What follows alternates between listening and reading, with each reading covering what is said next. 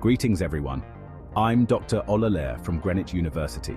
Today we will delve into the intricate and essential process of multi-component distillation. We're diving into the fascinating world of multi-component distillation, a cornerstone of modern industry. Think of it as separating the high-octane fuel from the regular stuff, except on an industrial scale, involving complex machinery and precise control. Distillation itself is a fundamental process, crucial for various applications. It's like a magic trick, separating liquids with different boiling points, using heat and condensation. Heat the mixture, the one with the lower boiling point, vaporizes first, and bam, you collect it separately. Simple, right? But there's more to it.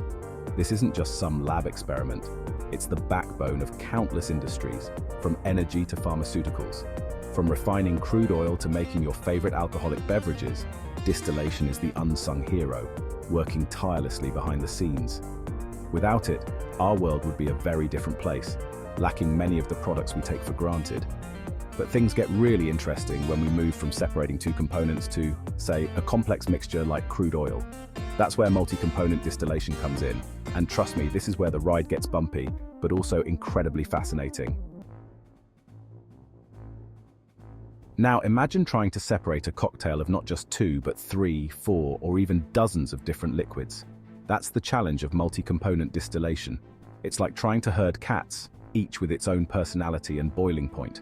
This complexity arises because these components interact with each other. They don't just boil off independently, they influence each other's vapor pressure, making the separation a delicate balancing act. Think of it as a high-stakes game of molecular tag. But here's the thing. Even though it's more complicated, the basic principles remain the same. We're still exploiting differences in boiling points, just on a much grander, more intricate scale. And the implications? Well, they're massive. Just like there are different types of cars for different terrains, each designed to handle specific conditions, we've got various techniques to tackle multi-component mixtures in the world of distillation. Fractional distillation, for instance, is like a multi-story car park for separating components with close boiling points. It's a method that excels when precision is key. Then there's sequential distillation, a step-by-step approach where we separate one component at a time, like a well-choreographed relay race, ensuring each part is isolated perfectly. And let's not forget about complex columns, those engineering marvels with multiple feed and draw-off points, designed for the most challenging separations. They are the heavy lifters in the distillation world. And then we have the more specialized players, extractive and azeotropic distillation. These methods are used for particularly tricky mixtures. These techniques are like bringing in a ringer, using additional solvents or pressure swings to break apart those stubborn mixtures that refuse to play nice. They are the problem solvers in the distillation toolkit. Each method has its strengths and is chosen based on the specific cocktail of components we're dealing with. The choice depends on the unique characteristics of the mixture. It's all about picking the right tool for the job.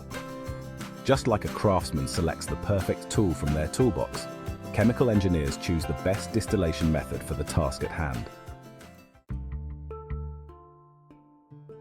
Section 4. Vapor-liquid equilibrium, the heart of the matter. At the heart of all this lies a crucial concept, vapor-liquid equilibrium, or VLE for short. This principle is fundamental to the process of distillation and many other chemical engineering operations.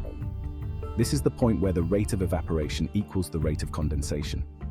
In other words, the number of molecules leaving the liquid phase is equal to the number returning from the vapor phase.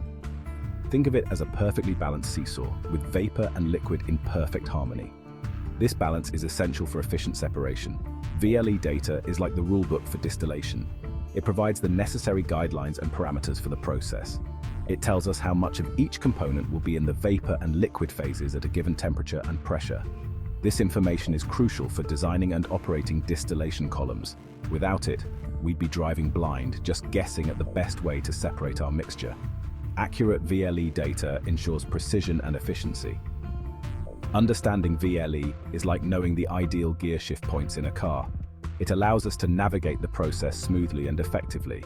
It allows us to optimize the process, ensuring we get the purest products with the least amount of energy. This optimization is key to sustainable and cost-effective operations. It's all about finding that sweet spot where separation happens most efficiently. Mastering VLE is mastering the art of distillation. Section 5. Designing the Beast. A glimpse into multi-component distillation design. Designing a multi-component distillation column is no walk in the park. It's like building a skyscraper, with each tray acting as a floor where separation takes place. We need to consider everything from the feed composition and desired purity to the reflux ratio and the number of theoretical stages.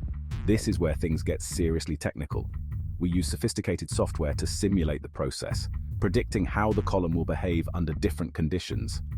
It's like having a virtual wind tunnel for our distillation process, allowing us to optimize the design before even bending a single piece of metal.